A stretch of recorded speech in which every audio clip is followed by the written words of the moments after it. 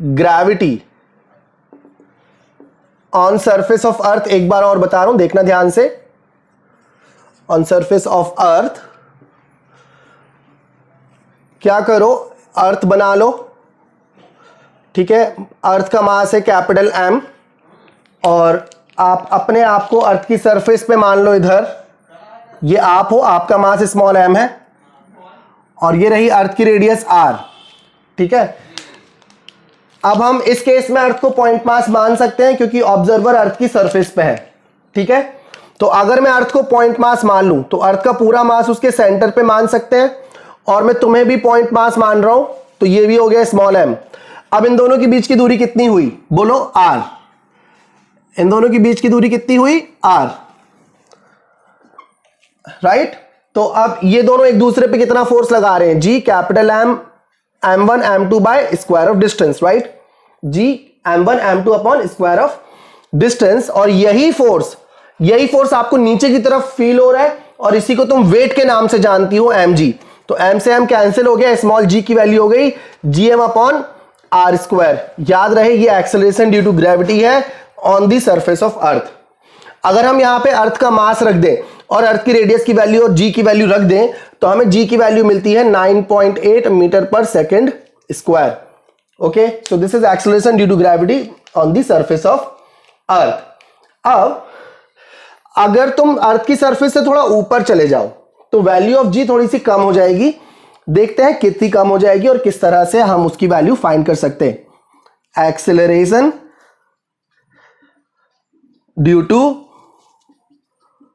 Gravity at height h from surface, ये ऐसे भी आता है, variation in the value of g with height, इस नाम से भी ये टॉपिक आता है। अब मान लेते हैं ये अर्थ है, सपोज दिस इज अर्थ, और आप अर्थ की सरफेस से h ऊंचाई पे एक पॉइंट मास हो, ठीक है। ये एक पॉइंट मास है अर्थ की सरफेस से h ऊंचाई ऊपर, अर्थ की रेडियस r है और अर्थ का मास m है। तो बताओ क्या करेंगे, अर्थ को क्या मान लेंगे, अर्थ को क्या मान लेंगे उसके सेंटर पे, बताओ जल्दी। पॉइंट मास, अर्थ को क्या मान लेंगे, पॉइंट मास, और ये आपका पॉइंट मास, और इन दोनों के बीच की दूरी कितनी है, r या r plus H, r plus H. अब बताइए स्मॉल m पर कैपिटल M के कारण नीचे की तरफ कितना फोर्स लग रहा है, क्योंकि gravitational force is attractive force. So the force on small m due to capital M is g m1 m2 upon square of distance, r plus H का होल स्क्वायर, राइट। तो अब आप इसको, अब क्योंकि अब आप h हाइट ऊपर चले गए, राइट, तो इसलिए अब mg नहीं लगेगा, अब mg डैश लगेगा नीचे की तरफ। अब जो वेट आप फील कर रहे हो वो mg नहीं है, वो mg डैश है। mg होता अगर आप अर्थ की सरफेस पे होते, लेकिन अब आप अर्थ की सरफेस से थोड़ा ऊपर चले गए, इसलिए नीचे की तरफ आप पे mg डैश काम कर रहा है, ठीक है बच्चे। तो मैं इस फोर्स को mg की जगह mg डैश से कंपेयर करना चाहता हूं, ठीक है। स्मॉल m से स्मॉल m कैंसिल हो गया, राइट, और आपको मिल गया g dash is equal to gm upon r plus H का होल स्क्वायर, राइट। तो ये acceleration due to gravity h height पर है। नो डाउट इसकी वैल्यू कम है क्योंकि यहां डिनोमिनेटर में बड़ा नंबर आ गया, r प्लस एच आ गया, right. r plus H r से बड़ा है, ठीक है। तो हमें ऑलरेडी पता है, वी ऑलरेडी नो कि g is equal to gm upon R square. तो gm बराबर क्या लिख सकते हैं हम, gr स्क्वायर लिख दें, इस वाले फॉर्मूले से gm बराबर gr स्क्वायर लिख दें, यहां पे बोलो, रख दें gm की वैल्यू, रख दें। अगर हम यहां gm की वैल्यू gr स्क्वायर रख देते हैं तो g डैश ऐसे दिखेगा, r प्लस एच का होल स्क्वायर, समझ गए। तो ये हो गई value acceleration due to gravity at height h, ये वैल्यू हो गई, ठीक है। इस तरह से ये समझ में आया या नहीं आया। अभी अभी हमने देखा कि g डैश आ गया g r square upon r plus H whole square, ठीक है। अब अगर आपको इसको और सिंप्लीफाई करना है तो आप एक काम करो, आप इसको और सिंप्लीफाई कर लेते हैं। इसको ऐसे लिख दो, G R square R plus H, H में आर से मल्टीप्लाई और आर से डिवाइड कर दो, ठीक है, मल्टीप्लाई डिवाइड कर सकते हो आप। अब ऊपर वाला आर जब कॉमन लोगे तो ब्रैकेट के बाहर आर आएगा या आर स्क्वायर इस पावर 2 के कारण, बताओ। मैं आर कॉमन ले रहा था लेकिन ब्रैकेट की पावर 2 होने के कारण जब मैं आर बाहर ले रहा हूं तो आर स्क्वायर आ गया, तो मुझे मिल गया 1 प्लस एच बाय आर का होल स्क्वायर। समझ में आया? ये वाला आर मैंने बाहर ले लिया तो ब्रैकेट की पावर 2 के कारण आर स्क्वायर बाहर आ गया, तो आर स्क्वायर से आर स्क्वायर कैंसिल हो गया, तो हमारे पास एक और आसान एक्सप्रेशन आ गया 1 प्लस एच बाय आर की पावर 2। अब अगर हम इसको ऊपर ले जाएंगे तो इसकी पावर -2 हो जाएगी। क्या मैं इसको ऐसे लिख सकता हूं, जी 1 प्लस एच बाय आर की पावर -2, हां लिख सकता हूं।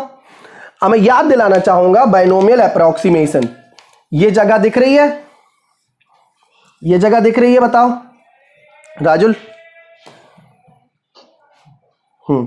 तो बाइनोमियल अप्रोक्सीमेशन कहता है कि 1 प्लस एक्स की पावर अगर n है तो इसको आप 1 प्लस nx लिख सकते हैं। कंडीशन सिर्फ इतनी चाहिए कि x 1 से बहुत छोटा होना चाहिए, x 1 से बहुत छोटा होना चाहिए। और वैसे भी अगर h r से छोटा है, मतलब आप बहुत ऊपर नहीं गए, अर्थ के बहुत ऊपर नहीं गए, लगभग 100-200 किलोमीटर दूर तक ही गए हो, तो h बहुत छोटा है r से, तो h बाय r 1 से छोटा हो जाएगा, ठीक है। मान लो कि आप बहुत ऊपर नहीं गए, है ना, if h is very very smaller than r, तो तुम क्या कर सकते हो, इसको 1 मानो, इसको x मानो, तो पावर कहां आ जाएगी बच्चे, नीचे आ जाएगी इसके सामने। जैसे यहां देखो, यहां पे पावर नीचे आ गई x के सामने, राइट, तो 1 प्लस nx हो गया। वैसे यहां भी पावर नीचे आ जाएगी और h बाय r को x मान लो, तो g डैश क्या हो जाएगा आपका, फिर g डैश क्या हो गया, g डैश हो गया g into 1 minus 2h by r। तो ये हो गई g की वैल्यू जब h बहुत बड़ा नहीं है r से। जब बहुत ऊपर नहीं गए तो ये फॉर्मूला लगा देना, और जब बहुत ऊपर चले गए तो ये वाला फॉर्मूला लगा देना। जब बहुत ऊपर चले गए तो ये वाला formula, when h is big, जब h की वैल्यू बड़ी है तो ये वाला फॉर्मूला लगाओ, और जब h की वैल्यू छोटी है तो ये वाला फॉर्मूला लगाओ। यस, ठीक है। तो वैल्यू g की वैल्यू किस तरह से चेंज होगी ये डिस्कस करने बोल रहा है, और स्कूल के लिए बहुत इंपॉर्टेंट क्वेश्चन है, very important question for your school exam. Okay, तो हम सबसे पहले क्या करेंगे, हम सबसे पहले अर्थ की सरफेस पे ग्रेविटी निकाल लेते हैं। देखो कैसे, मान लो ये अर्थ है, ओके, ये अर्थ का मास है और ये तुम्हारा मास है। ओके, तो हम पहले डिस्कस कर रहे हैं value of g on surface of अर्थ। तो जब अर्थ सरफेस पे बात करें तो आप अर्थ को क्या मान सकते, बोलो जल्दी, अर्थ को क्या मान सकते, कहां पर, उसके सेंटर पे। और आपको भी क्या मान रहे, पॉइंट मास, ठीक है, आपको भी पॉइंट मास मान लिया, और दूरी कितनी है r, ठीक है। तो अब आपके और अर्थ के बीच में कितना फोर्स है, बोलो g m1 m2 upon r square, और इसी को हम क्या बोलते, इसी को हम बोलते वेट। यही फोर्स आप नीचे की तरफ एक्सपीरियंस करते हो कि नहीं करते हो, राइट, इसी को हम बोलते वेट mg। तो यहां से हमें acceleration due to gravity on the surface of earth मिल गया। जब हम gm और r स्क्वायर की वैल्यू रखेंगे तो हमें मिलेगा 9.8 मीटर पर सेकेंड स्क्वायर। याद रहे इसका यूज कांस्टेंट की तरह भी होता है। किस तरह से, देखें ध्यान से, आप लिख सकते हैं gm बराबर जी आर स्क्वायर, ये लिख सकते हैं। तो इस रिजल्ट से ये याद रखें, प्लीज हमेशा ये याद रखें। अब इस क्वेश्चन को डिस्कस करने के लिए जो दूसरा बेसिक रिक्वायर्ड है उसे देखें ध्यान से। सेकंड बेसिक रिक्वायर्ड है बाइनोमियल अप्रोक्सीमेशन। 1 प्लस एक्स की पावर n को हम लिख सकते हैं 1 प्लस nx, ठीक है, अगर x 1 से बहुत छोटा है तो, है ना, इसको हम कहते हैं बाइनोमियल अप्रोक्सीमेशन, इसका हम यूज करेंगे, है ना। अब मान लीजिए आप अर्थ की सरफेस से कुछ हाइट ऊपर चले गए, ये अर्थ है, इसका रेडियस r है, और आप इसकी सरफेस से थोड़ा ऊपर चले गए यहां तक, ठीक है। कितना हाइट ऊपर चले गए, स्मॉल h। ये आपका मास है स्मॉल m और अर्थ का मास है कैपिटल M। अब मैं अर्थ को क्या मान लूंगा, मैं अर्थ को मान लूंगा पॉइंट मास उसके सेंटर पे, और आपको भी क्या मान लूंगा, पॉइंट मास। और दूरी कितनी हो गई इन दोनों के बीच की, r प्लस एच। अब बताइए नीचे की तरफ कितना फोर्स लग रहा है, अब बताइए उसको उस पे इस पे नीचे की तरफ कितना फोर्स लग रहा है, mg है mg डैश, mg डैश इसलिए क्योंकि अब आप थोड़ा ऊपर चले गए, है ना, तो अब mg डैश लग रहा है। और इसी mg डैश को हम g m1 m2 by square of distance के नाम से जानते हैं। तो अर्थ जिस फोर्स से आपको नीचे की तरफ खींच रही है उसी को हम वेट कहते हैं। क्योंकि आप h हाइट ऊपर चले गए इसलिए एक्सेलरेशन ड्यू टू ग्रेविटी थोड़ा सा कम हो गया। समझ आया, ये एक्सप्रेशन समझ आ गया, की वैल्यू आ गई gm upon r plus H का होल स्क्वायर। अब बताइए मैं g कैपिटल M की जगह क्या लिख सकता हूं, small g r square, right, पहले ही बताया था मैंने, पहले ही बताया था। तो g r square upon r plus H का होल स्क्वायर। तो ये फॉर्मूला आप हमेशा लगा सकते हैं, ठीक है। अब मैं अप्रोक्सीमेशन करके बताता हूं, ये फॉर्मूला आप तब लगाएं जब h बहुत बड़ा है। जैसे आप अर्थ की सरफेस से अर्थ की रेडियस जितना ऊपर चले गए तो ये वाला फॉर्मूला लगाओ, समझ गई, अर्थ की सरफेस से अर्थ की रेडियस जितना ऊपर चले गए तो ये वाला फॉर्मूला लगाओ, क्योंकि बहुत ऊपर चले गए। और मान लो आप ज्यादा ऊपर नहीं गए तो कौन सा फॉर्मूला लगाना है ये मैं अब आपको आगे बताता हूं। फिलहाल इस फॉर्मूले को अच्छे से हम लिख लेते हैं, g dash is equal to g r square upon r plus H का होल स्क्वायर, या इसको ऐसे भी लिखा जा सकता है r upon r plus H whole square. Okay, ये फॉर्मूला तब लगाएं जब value of h is big, जब h की वैल्यू बहुत बड़ी है तब आप ये फॉर्मूला लगाएं, ठीक है। लेकिन अगर x की वैल्यू छोटी है, h की वैल्यू छोटी, आप बहुत ऊपर नहीं गए, मान लो आप 100 किलोमीटर या 200 किलोमीटर ऊपर ही गए, तो फिर क्या करेंगे, बहुत आसान है, बाइनोमियल अप्रोक्सीमेशन का यूज करेंगे। देखो कैसे, आप ये वाला एक्सप्रेशन लिखो पहले, g डैश बराबर g r upon r plus H का होल स्क्वायर। ओके, अब आप क्या करो, h कॉमन लेके कैंसिल कर दो, r कॉमन लेके कैंसिल कर दो। अब आप बोलोगे नीचे तो r है ही नहीं, तो यहां पे r से मल्टीप्लाई डिवाइड कर दो। देखो ऐसे, क्या मैं इसको ऐसे लिख सकता हूं, h into R upon r। तो अब ये वाला r कॉमन लो और इस वाले r से कैंसिल कर दो, तो आपको ऐसा दिखेगा, देखो आपको ऐसे दिखेगा, r कॉमन अंदर 1 प्लस एच बाय आर बच गया, पूरे का होल स्क्वायर, r से r चला गया, ठीक है। Agree with this, agree with this calculation. देखो मैंने यहां r से मल्टीप्लाई डिवाइड, यहां r से मल्टीप्लाई डिवाइड कर दिया, यहां तक समझ आ गया बच्चों। मैंने क्या करा, यहां से r कॉमन ले लिया, ब्रैकेट के पावर 2 थी तो बाहर आते समय r स्क्वायर हो गया, और फिर ऊपर वाले r स्क्वायर से कैंसिल कर दिया तो ये लिख दिया। अब इसको ऊपर ले जा रहा हूं तो इसको ऐसे लिख सकता हूं, अब it looks like 1 plus X, h by R को x मान लो तो 1 प्लस एक्स की पावर n होती तो n नीचे आ जाता है, तो यहां पे पावर -2 है तो -2 को नीचे ले आओ, h बाय आर के सामने ले आओ, तो तुम्हारे पास g डैश की वैल्यू आ जाएगी g 1 minus 2h bye are. लेकिन ऐसा तभी करें जब h r से बहुत छोटा हो, क्योंकि x को 1 से बहुत छोटा होना पड़ेगा। तो ये फॉर्मूला कब लगाओगे, जब आप ज्यादा ऊपर नहीं गए, ठीक है। और जब आप बहुत ज्यादा ऊपर गए हैं तब आप ये फॉर्म लगा दो, जब आप बहुत ऊपर गए हैं तो ये फॉर्म लगा दो, और जब ज्यादा ऊपर नहीं गए तो ये फॉर्म लगा दो। तो हमने बहुत अच्छी तरह से acceleration due to gravity with height discuss कर लिया। Variation in the value